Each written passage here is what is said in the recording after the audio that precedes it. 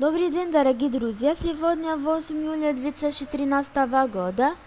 Курс евро-доллар в пятницу снизился до 100 пунктов, так как он отступил от 1.2908 и 1.2804. Ежемесячное закрытие было на уровне 1.2825. Однако евро остается устойчивым торговаться на самых низких уровнях в прошлую пятницу. Мы замечаем на недельном графике, что цена торгуется на боковом канале и столкнулась с сильным барьером на нижнем уровне этого канала.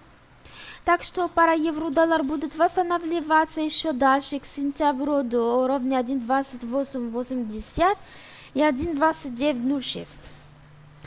На недельной средносрочной торговле мы ожидаем, что тенденция пар евро-доллар будет медвежьей, и это подтверждается вывести цен внутри облака на недельном графике.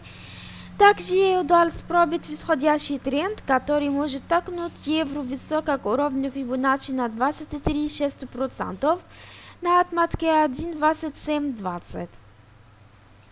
Мы также обращаем ваше внимание, что сегодня мы ждем выступления президента Европейского центрального банка Марио Драги, чтобы проводить к более сильному движению на рынке, поэтому мы рекомендуем вам быть осторожными во время новостей.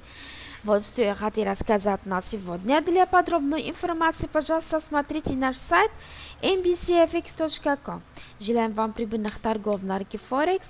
Огромное спасибо за внимание и до свидания.